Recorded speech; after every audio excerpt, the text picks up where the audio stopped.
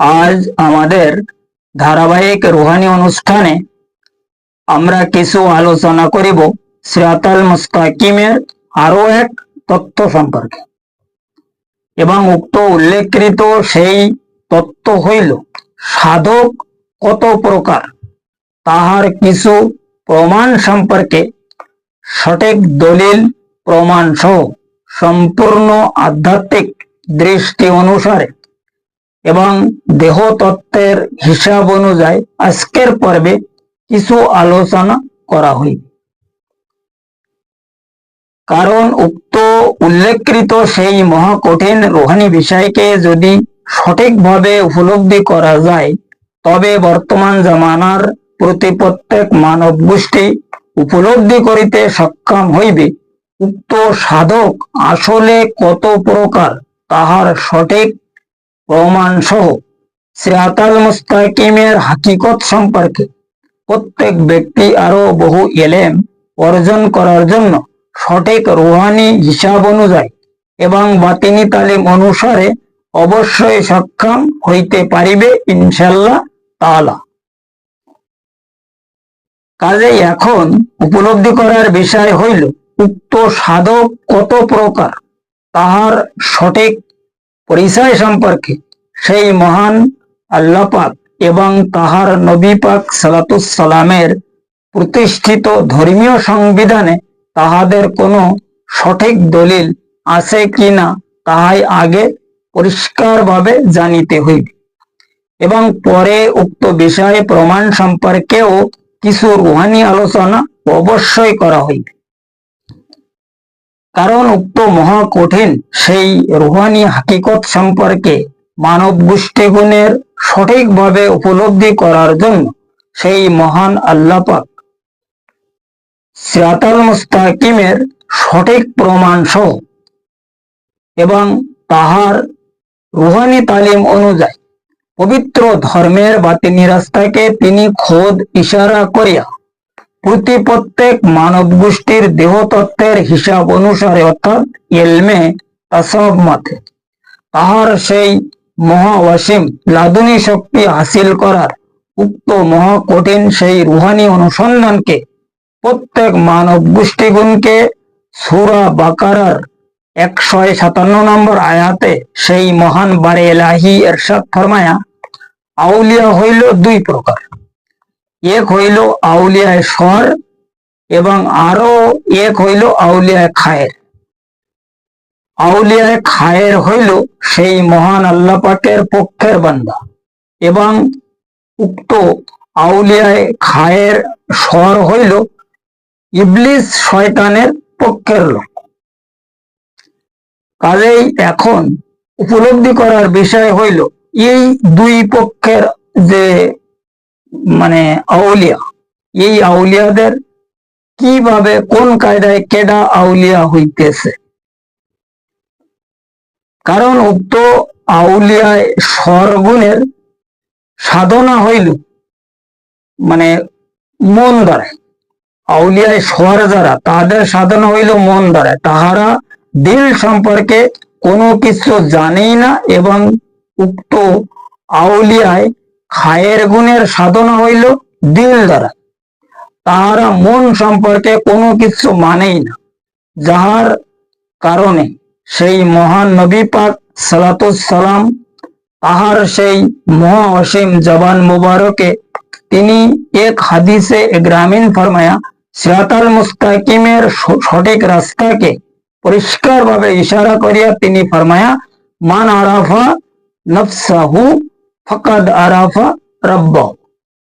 যে ব্যক্তি তাহার নফসকে চিনিয়াছে সেই ব্যক্তি তাহার রবকে চিনিয়াছে।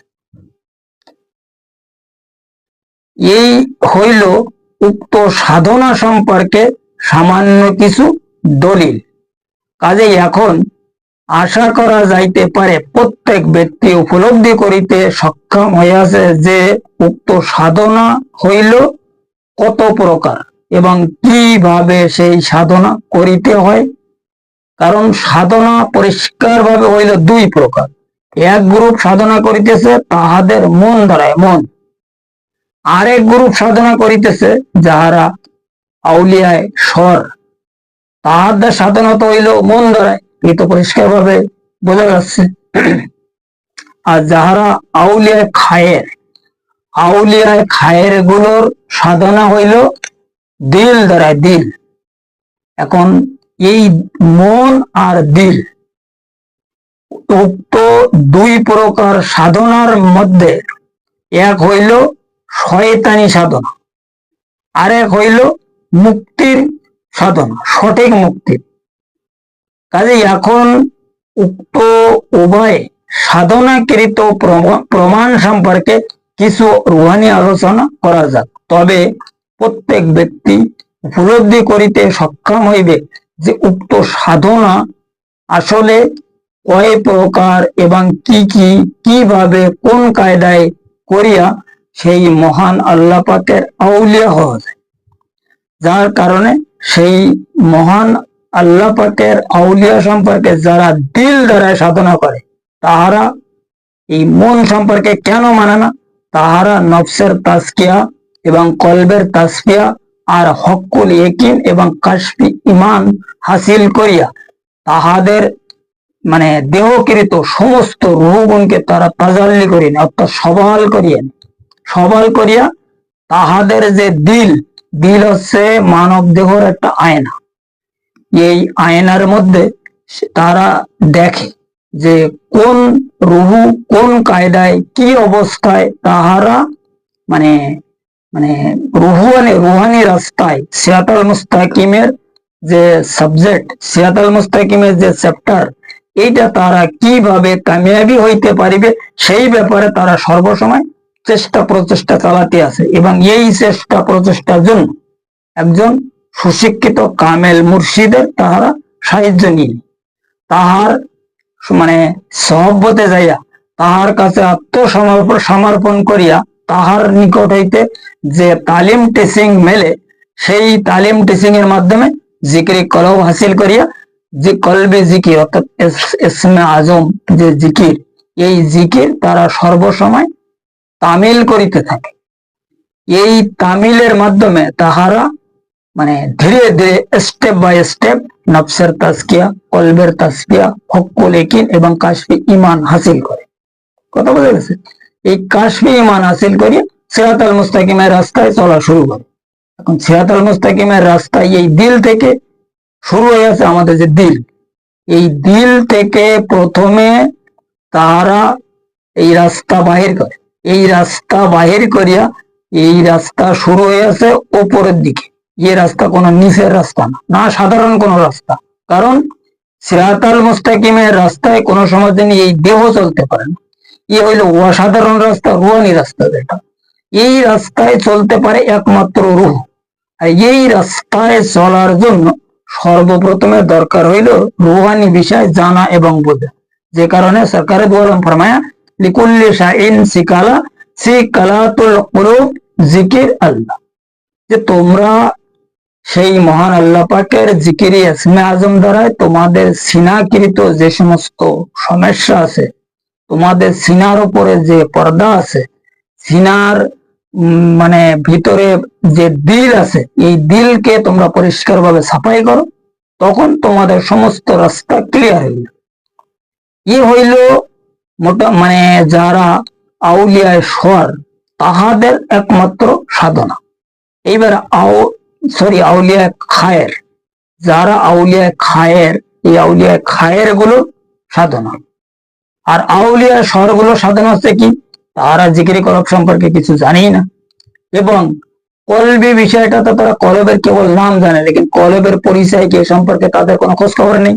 নফসের তাজকিয়া তো জানে তারা, কিন্তু নফসের তাজকিয়া যে কিভাবে করিতে এসব ব্যাপারে তাদের কোনো খোঁজ খবর নেই। না জানে নফসের তাজকিয়া, না জানে কলবের তাসফিয়া, হক্কুল ইয়াকিন, কাশফি ঈমান, এসব তো বহু দূরের কথা। এখন এই সমস্ত তারা না করিয়া তাহারা মন সাধনায় ব্যস্ত হয়ে যায়, যেটাকে এই কিছু কিছু লোক মেডিটেশন বলে। মেডিটেশনের অরিজিনাল নাম হইলে ইমেজিনেশন। ইমেজিনেশন মানে কি?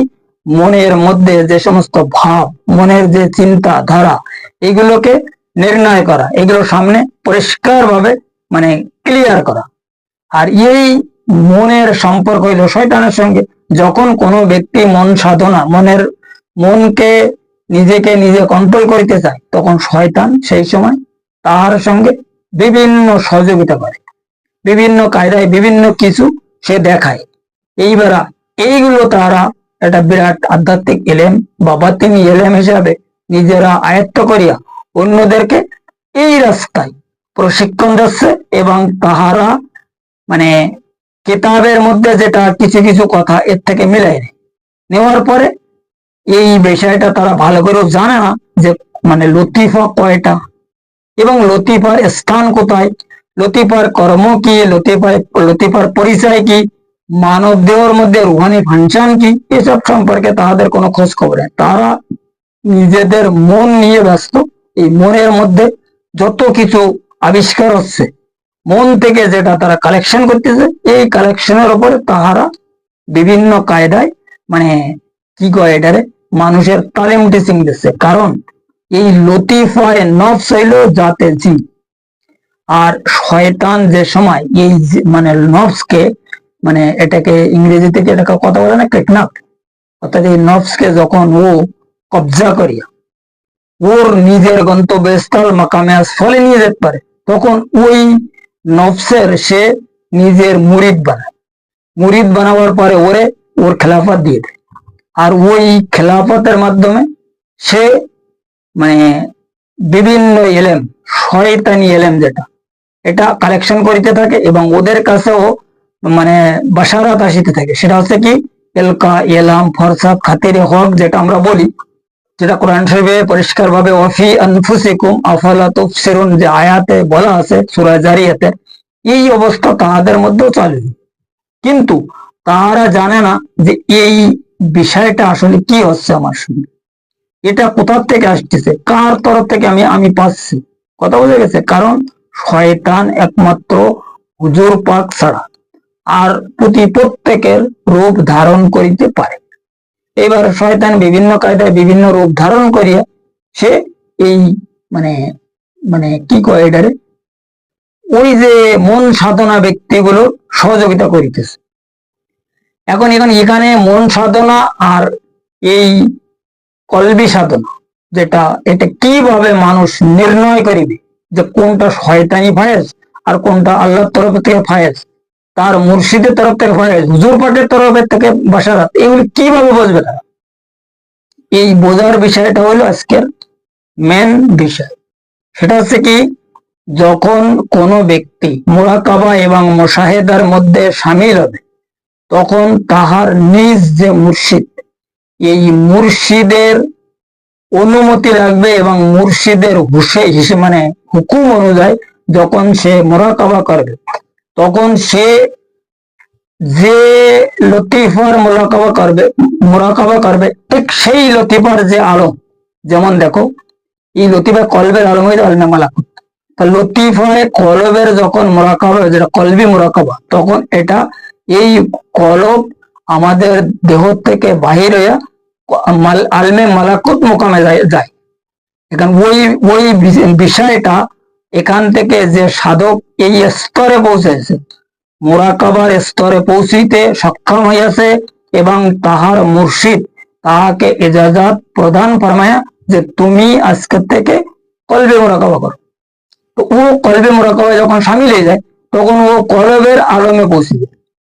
যখন ও রুহুর মুরাকাবা চালু করবে, তো রুহুর আলম আছে আলমে জবরুতি পৌঁছে যায়।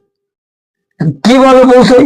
এটা সে নিজে মুরাকাবা এবং মুশাহেদার মাধ্যমে সে নিজে নিজে অনুভব করিতে পারে। কারণ এই দিলের মধ্যে থেকে যখন জিনিসটা নিজে অনুভব না করা যাবে, ততক্ষণ পর্যন্ত এই মুরাকাবার সঠিক হবে না। এবং মুরাকাবার সময় মুর্শিদ কেবলার সঙ্গে থাকার খুব প্রয়োজন আছে। যে মুর্শিদ তার যে ভক্তকে অরিজিনাল যারা কামেল জাত মুর্শিদ, আমি তাহাদের কথা আলোচনা করতেছি। এই যে সমস্ত বর্তমান সমাজে আমরা যে মুর্শিদ পাচ্ছি, এই মুর্শিদদের কথা আমি কিন্তু বলছি না। যারা অরিজিনাল মুর্শিদ, তারা যদি কোনো ভক্তের মুরাকাবা করার ইজাজত দিয়ে দেয়, মুশাহেদার ইজাজত দিয়ে দেয়, তখন কিন্তু ওই মুর্শিদ ওই ভক্তর সঙ্গে সর্বসময় থাকে। যখন সে মুরাকাবা মুশাহাদায় সামিল হয়, সাথে সাথে মুর্শিদ সেখানে উপস্থিত হয়ে যায়। এবারে এই শয়তানের যে সমস্যা, এই সমস্যাগুলো সে মুক্তি করায়। আর যদি বেকার কারোর এজাজাতে, বেকার কোনো কামেল মুর্শিদের সহবত ছাড়া কোনো ব্যক্তি মুরাকাবা এবং মুশাহাদা করে, ওই ব্যক্তিকে শয়তান যে কোনো কায়দায় যে কোনো স্থানে নিয়ে যাবে এবং বিভিন্ন রূপে তার বিভিন্ন কায়দায় অবশ্যই বিভ্রান্ত করাবে। এটা হচ্ছে 100% রাইট। কারণ কোরআন শরীফে এই মুরাকাবা সম্পর্কে পরিষ্কারভাবে বলা আছে। মুরাকাবার যে বিষয়টা, এটা হচ্ছে মুর্শিদ কেবলার হুকুম অনুযায়ী এবং ওনার সম্পূর্ণ সহযোগিতার মাধ্যমে যদি মুরাকাবা না করা হয়, ও ব্যক্তি কোনো না কোনোদিন একদিন বিপদে পড়বে, এর কোনো অসুবিধা নেই। কারণ এই মুরাকাবার যে একটা হিস্টোরি, ইয়ে বড় কঠিন হিস্টোরি। আর মুরাকাবা যখন কাশফ যোগে সবকিছু মানুষের মানে কি করে আয়ত্ত হয়ে যায়, যখন আয়ত্ত হয়ে যায় তখন সে নিজেকে অনুভব করিতে সক্ষম হয় যে আমি অমুক স্থানে পৌঁছেছিলাম, অমুক জায়গায় আমি যাইতে পারি। যেটা যেটা সে অনুভব করিতে সক্ষম হয়, তখন তার মুর্শিদ কেবলা তাহাকে সহযোগিতা করে। যে কারণে হযরত আমির খসরু রহমাতুল্লাহ আলাইহি ফরমায়া, নমি দানম সে মুনবুদম মঞ্জিল বুদম। আরে ধর কি বলি জানি, নমি দানম সে মঞ্জিল বুদ, নমি দানম সে মঞ্জিল বুদ, মানে উনি শেষ রাত্রি কোন স্থানে ছিল এটা সে জানি না। তাহলে এখানে যদি কেউ বলে যে হযরত আমির খসরু রহমাতুল্লাহ আলাইহি যখন কোন আলমে গেল সে আলম সে জানে না, তাহলে ওনার মুর্শিদ কেবলার কি ওনার সহযোগিতা ছিল না? অবশ্যই ছিল। কিন্তু সবচেয়ে বড় বিষয়টা এই যে ওনার যে বাতিনি পর্দা, যেটা এই পর্দাটা এখানে খোলা ছিল না, যে কারণে তিনি এই বিষয়টা সঠিকভাবে উপলব্ধি করিতে সক্ষম হই। তিনি বহু কিছু দেখিয়েছে, যে কারণে তিনি ফরমায়া, নমি দানম সে মঞ্জিল বুদ, সব জায়কে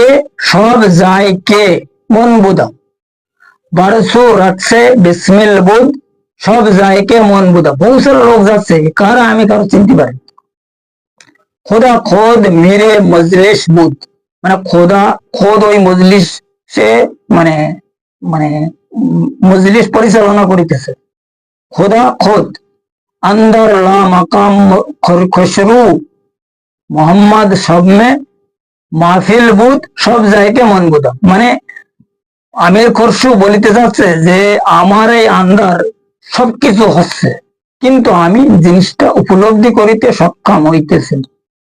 এই কথাটা তিনি তাহার ছন্দের ভাষায় মানুষের বুঝাতে চেয়েছে। এখানে বিষয়টা হইল এই, একটা এলেম হইল জাতি আর একটা হইল সিফাত। এখন যারা মন সাধনার মধ্যে জড়িত, এরা শয়তানের এলেম পাচ্ছে। আর যদি সে দিল সাধনার মধ্যে থাকে, তখন শয়তান আর ধোঁকা দিতে পারে না। কারণ কি, কলবি ইবাদত যেটা, কলবি এলেম যেটা, কলবি হিসাব কিতাব যেটা, এটা কোনো সমাধানে শয়তান আয়ত্ত করিতে সক্ষম নয়। কারণ কলব এমন একটা বস্তু, আর আমাদের ভিতরে যে ইনসানি রুহু এমন একটা বস্তু, এদের হিসাব কিতাব গুলো শয়তানের আয়ত্ত করার কোনো ক্ষমতা নেই। তাই যদি হইতো, তাহলে এই যে কলবি ইবাদতের যে বিষয়টা, এই বিষয়কে হযরত জিবরাইল আলাইহিস সালাতুস সালামের চেক করার ক্ষমতা নেই। যেখানে জিবরাইল ফেরেশতা চেক করতে পারে না, শয়তান কিভাবে চেক করবে? আর শয়তান কিভাবে ডিস্টার্ব করবে সেখানে? যে শয়তানের ডিস্টার্ব করার কোনো যুক্তি আসে না। কথা বুঝে গেছে? এই হলো মেন বিষয়। এই বিষয়টা সঠিকভাবে উপলব্ধি করার জন্য একজন সুশিক্ষিত কামেল মুর্শিদ লাগবে। কামেল মুর্শিদ ছাড়া কোনো ব্যক্তি যদি এই রাস্তায় চলে, সে অবশ্য শয়তানের হাতে ধরা খাবে। আর যারা মন সাধনা করিতেছে, তারা তো শয়তানের পায়রাবি করিতেছে। এখানে তো শয়তানের কোন রকমের বেশি একটা কষ্ট করার কোনো দরকার নেই। কাজেই আজকের এই যে প্রোগ্রাম, যে কারণে আমি আজকের প্রোগ্রামটা এই নাম দিছি সাধনা কত প্রকার তাহার বিষয়। সাধনা যে কত প্রকার এবং কি কি, এইগুলো আসলে বিশাল লম্বা চওড়া কথা। সাধনা মানুষ দুনিয়ায় বিভিন্ন কায়দায়, বিভিন্ন ভাবে, বিভিন্ন অবস্থায় করিতেছে। এক একজন ব্যক্তি এক এক কায়দার কথাবার্তা বলিতেছে, এক একজন লোক এক এক কায়দায় সাধনা করিতেছে, কিন্তু আসলে মূল সাধনা যেটা, সেটা হচ্ছে দুইটা। একটা হচ্ছে মন সাধনা, আর একটা হচ্ছে দিল দিল দ্বারায় সাধনা করা। কেউ মন দ্বারায় সাধনা করিতেছে, আর কেউ দিল দ্বারায় সাধনা করিতেছে, কিন্তু মন সাধনার মধ্যে বিশাল আকারের প্রবলেম আছে। যদি কেউ দিল দ্বারায় সাধনা করতে পারে, তো এই সাধনার মধ্যে কোন রকমের প্রবলেম থাকে না। কারণ দিলের যে হিসাব কিতাব, মানব দেহের মধ্যে যে ইনসানি রুহুর যে হিসাব কিতাব, এটা কোরআন হাদিসের মধ্যে হুবহু আছে।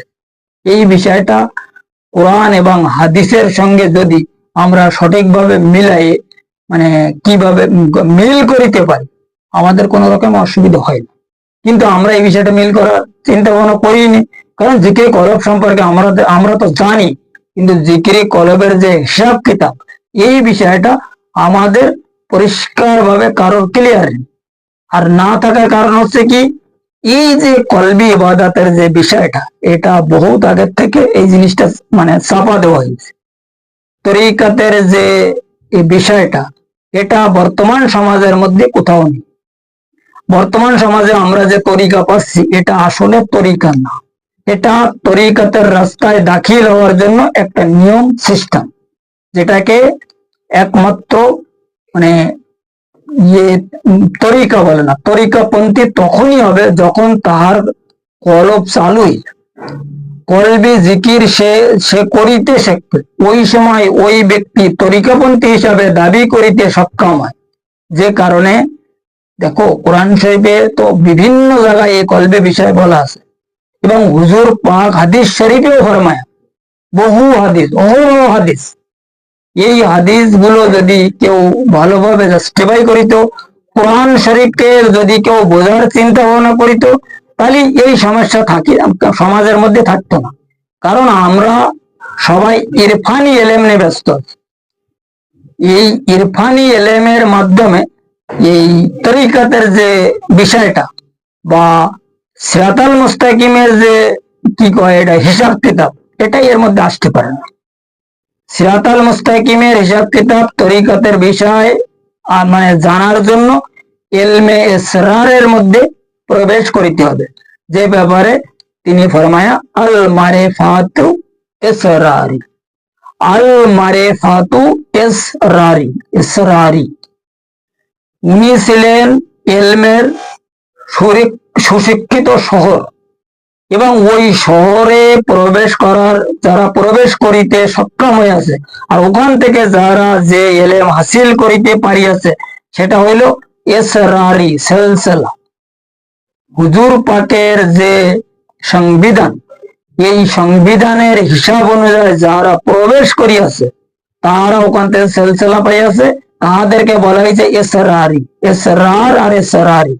আর এই ইলমের শহরের দরজা তিনি মাওলায় কায়নাতকে বানাইয়া গিয়াছে, এই ব্যাপারে সবাই জানে। তিনি হচ্ছে ইলমের শহর, আর দরজা হইল হযরত আলী। এখন যেখানে তিনি ফরমায়া যে আমি যার যার মাওলা, হযরত আলীও তাদের মাওলা। এরপরে তিনি ইলমের দরজা তাহাকে বানাইছে। মাওলায় কায়নাতের এত মানে অবদান আছে, এরপরও দেখা যাচ্ছে মুসলমান, আমরা এই মুসলমানরা আমির মাবিয়ার পিছনে যাইয়ে আমির মাবিয়ার সঙ্গে মিশিয়া মাওলায় কায়নাতের সঙ্গে কত কিছু করিয়াছে। ইমাম হাসানকে কি করিয়াছে, ইমাম হুসাইন আলাইহিস সালামকে কি করিয়াছে, এ ব্যাপারে সবাই জানে।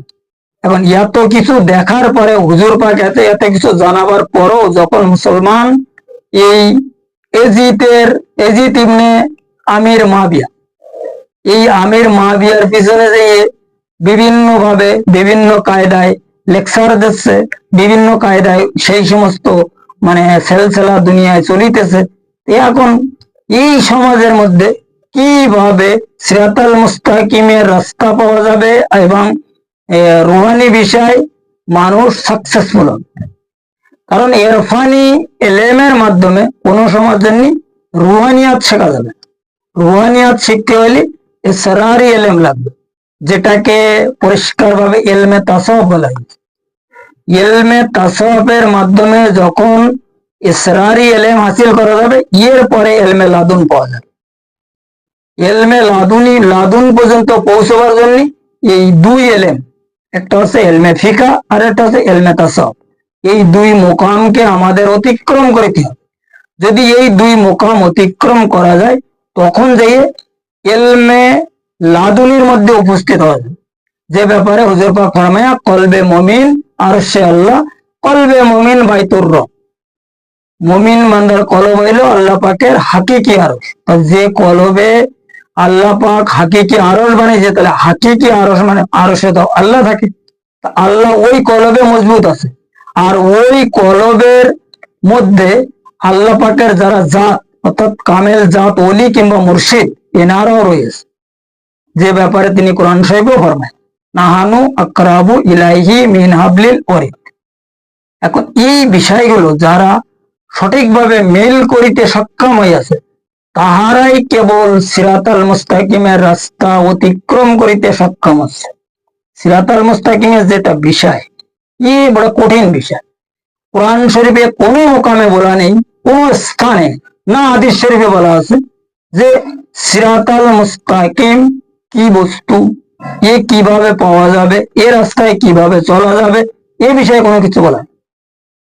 সিরাতাল মুস্তাকিমের রাস্তায় চলার জন্য সোজা সরল রাস্তা যেটা, সেটাকে সিরাতাল মুস্তাকিমের রাস্তা কোরআন শরীফে ইশারা দেওয়া আছে, ইহদিনাস সিরাতাল মুস্তাকিম। এখন এই সিরাতাল মুস্তাকিম কোথায়? এখন আমরা তো জানি সিরাতাল মুস্তাকিম মানে হলো সরল সোজা রাস্তা। তো সরল সোজা রাস্তা কোনটা, একথা কোরআন শরীফে আল্লাহ পাক বলে দিয়েছে আনামতা আলাইহিম গায়রিল মাগদুব আনআমতা আলাইহিম ইহদিনাস সিরাতাল মুস্তাকিম সিরাতাল্লাযিনা আনআমতা আলাইহিম। এই যে আলাইহিম আনামতা, এসব কি? আমি যাদের উপরে আমার অনুগ্রহ প্রদান ফরমায় আছি, তাহারা যে রাস্তায় চলিতেছে, এই রাস্তা হইল সোজা রাস্তা, এটা হলো সরল রাস্তা, যে ব্যাপারে তিনি কোরআন শরীফে আরো ফরমায় যে মানে ওই সিরাতাল মুস্তাকিম কারা, সিরাতাল মুস্তাকিমের হিসাব কিতাব কি। এই যারা সিরাতাল মুস্তাকিমের রাস্তার ব্যক্তি, সরল রাস্তায় চলালো, কোরআন শরীফে এদের বিভিন্ন প্রকারে বিভিন্ন নাম দিয়েছে, রজ্জু, দড়ি, রশি, এ ও তা বিভিন্ন নাম দেওয়া আছে। কিন্তু এইগুলো খুঁজে বাহির করা অত সোজা না। এগুলো খুঁজে বাহির করতে গেলে সুশিক্ষিত একজন ব্যক্তির সহবত লাগবে, তখনই এই বিষয়টা আমরা পরিষ্কার ভাবে উপলব্ধি করিতে সক্ষম হই। এই যে কেবল আমরা পড়তেছি যে এই কি বলা হয় যে ইয়া আইয়ুহাল্লাযীনা আমানু ফাবতাগু ইলাইহিল ওসিলাতা ওয়া জাহিদু ফি সাবিলিল্লাহি লাআল্লাকুম তুফলিহুন। এই যে ওসিলা, এ কই সহজ জিনিস না। ওসিলা এখন তো দেখো প্রত্যেক ব্যক্তি ঘরে ঘরে প্রত্যেকে ওসিলা সাইজে বসে আছে, পীর সাইজে বসে আছে, মুর্শিদ সাইজে বসে আছে, কেউ ওলি সাইজে বসে আছে। এখন এই যারা এই বড় বড় হস্তি সাইজে বসে আছে, এই সাজা ব্যক্তিদের কাছে যদি জিজ্ঞাসা করা হয় যে ভাই আপনার মধ্যে কতগুলো রূহ আছে, এই রূহদের কে কার কি কর্ম, এদের আসলে আল্লাহ পাক কি জন্য আমাদের মধ্যে প্রধান ফরমায়, এই ব্যাপারে তারা কিচ্ছু জানে। বড় বড় হস্তিদের আলোচনা আমি ইউটিউবে শুনি, কিন্তু তারা যে সমস্ত রুহানি আলোচনা করিতেছে, বিশাল নাম দিয়ে রেখেছে চ্যানেলের, যে মারেফাত টিভি, ইয়ে টিভি, সে টিভি, আত্মা শুদ্ধি টিভি। এর আলোচনা শুনে আত্মা কি জিনিস, রুহ কি জিনিস তারা ভালো করে জানি না। এটা তাদের বিশাল বড় বড় টাইটেল, তাদের পিছনে লোকজন পতা নেই কি করতেছে কি হচ্ছে, এটা যারা করতেছে তারা জানে। এসব বিষয় তো আমি আসলে কারোর বলতে চাইনি, যে কারণে এই সমাজে রুহানি বিষয়ে আলোচনা করার কোথাও জায়গা। রুহানি বিষয় যদি কেউ জানিতে চায়, সবকিছু নিজের মধ্যে রাখা আছে, নিজের মধ্যে থেকে বাহির করতে হবে। কোরআন হাদিসের দলিল মাতার এটা খুঁজে বাহির করার জন্য একজন সুশিক্ষিত ব্যক্তি লাগবে, তখন থেকে খুঁজে বাহির করা যাবে। এই জিকির কলবের যে হিসাব কিতাব, 6 লতিফার জিকির, 6 লতিফা 7 লতিফার আলোচনা তো আজ পর্যন্ত কারো করতে শুনলামই না। 7 লতিফার, মানব দেহের মধ্যে লতিফা হচ্ছে 7টা, আল্লাহ আলম বানিয়েছে 7টা। এই কিছুদিন আগে কোন এক বিশাল বড় বিশ্বস্ত বাংলাদেশের এক চ্যানেলের কথা শুনলাম যে কাবা শরীফে কি জন্য 7 তওয়াফ করিতে হয়। তো সে মানে মানে মানুষের, দেখো আসলে কি বলবে এগুলো বলতে গেলে ভালো লাগে না। হযরতে আদম আলাইহিস সালাম কাবাঘর সৃষ্টি করিয়াছিলেন, কাবাঘর নির্মাণ করার উনি যে সময় উনি মানে মানে ওনার ওই কাবাঘর শরীফের ভিত মানে নির্মাণ করে ওর চারিধারে নাকি 7 বার উনি ঘুরিয়েছিলেন, 7 বার তওয়াফ করিয়াছিলেন। সে বিভিন্ন আইটেম হেডমিন করে বলতেছে, আমি এটা সরে বলতেছি কথাটা, 7 বার তওয়াফ করিয়াছিলেন, তাই 7 তওয়াফ করিতে হয়। আবে এত বড় গাধা, আর সেই গাধা আরো অনেক গাধাদের বুঝাচ্ছে এবং সেই গাধারাও শুনিতেছে। এখানে গাধা কি জন্য বলে দিচ্ছে এই কথাটা একটু ভালোভাবে আমি বুঝাই দিচ্ছি। একটা মানুষের মধ্যে 7টা লতিফা আছে, যে কারণে কাবা শরীফে 7 তওয়াফ করিতে হয়। আর এই সমস্ত লতিফা যখন সবাল হয়ে যায়, প্রকাশ হয়ে যায়, তখন যাই ওই কাবা শরীফ তওয়াফ করতে হবে। যদি কারোর লতিফা সবাল না হয়, নফস তাজকিয়া না হয়, পবিত্র না হয়, তো কাবাঘর যতবার সে টাচ করবে ততবার তার গুনাহ হবে। কাবা শরীফের তওয়াফ করা তো দূরের কথা, যেমন নাপাক অবস্থায় যদি কোরআন শরীফকে টাচ করা হয় তা গুনাহ হয়, ঠিক তদের উপরে আমাদের ভিতরে যে লতিফায় নফস আছে, এই নফসের পাক পবিত্র না করিয়া, সমস্ত রুহু পাক পবিত্র না করিয়া যদি আমরা কাবা শরীফে তওয়াফ করি, ঠিক তদের অনুযায়ী গুনাহ হবে। কারণ কি, আমাদের ভিতরে যত রুহ আছে, যত লতিফা আছে, যত গন্তব্যস্থ আছে, সবগুলো শয়তান কব্জা করে এদেরকে অপবিত্র করিয়া রাখিয়াছে। আর এই কথা কোরআন শরীফে পরিষ্কার বলা আছে যে কোরআন কারোর হেদায়েত করে এবং কারোর পথভ্রষ্ট করে, গোমরাহ করে। এই কথা কোরআন শরীফে পরিষ্কার ভাবে বলা রয়েছে। সূরা বাকারা 26 নম্বর আয়াতে যদি কেউ ভালোভাবে পড়ে এটা খুঁজে পাবে। এবং অবশ্যই এই ব্যক্তি, এই যে মহান ব্যক্তি, সে বোঝাচ্ছে কি কাবা শরীফে এই কারণে 7 তওয়াফ করিতে হয়। সে কাবা সম্পর্কে কত বিস্তারিত বিশাল লম্বা চওড়া অনেক কিতাবের থেকে খানিকটা কথাবার্তা আওড়িয়ে বিরাট বড় এক ভিডিও বানাই ছেড়ে দিয়ে যাও। লোকজন এটা বিশাল ভাবে মনে করতেছি কত বড় হস্তি পাতা নেই কি ফেরা করা। ঠিক এই অবস্থা হচ্ছে বর্তমান সমাজে। আর রুহানিয়াতের বিষয়, এই সমাজের মধ্যে রুহানি সম্পর্কে আলোচনা করার কোথাও জায়গা নেই। যাই হোক, আজকের আমাদের এই যে সাধনা সম্পর্কে যে প্রোগ্রাম, এই প্রোগ্রামে সামান্য কিছু রুহানি আলোচনা করা হইল। এই বিষয়ে যদি আরো কারোর পরিষ্কার ভাবে জানা এবং বোঝার ইচ্ছা হয়, তা ডেসক্রিপশনে আমার নাম্বার দেওয়া আছে।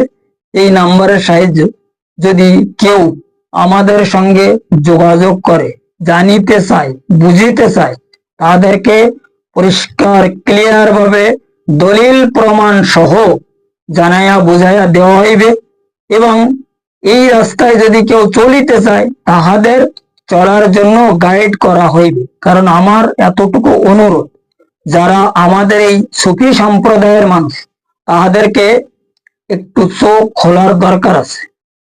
কারণ সিরাতাল মুস্তাকিমের রাস্তা যেটা, এটা চোখ বন্ধ অবস্থায় কেউ পাবে না, চোখটা ভালোভাবে খুলিতে হবে। খোলার পরে তখন এই রাস্তা অনুভব করা যাবে যে আমরা কি করিতেছি, বিষয়টা কি, সিরাতাল মুস্তাকিম মানে কি, তরিকা মানে কি। এই জিনিসগুলো ভালোভাবে একটু চোখ খুলে কানটা খাড়া করে তারপর জানতে হবে।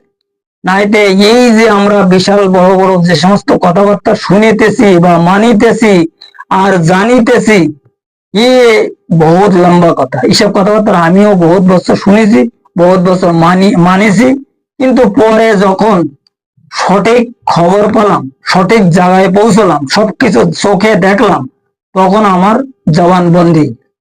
কি ব্যাপার, এতদিন করিস কি, আর কি, এটা কি? তখন আমি এই জিনিসটা পরিষ্কার ভাবে মিল করা শুরু করলাম।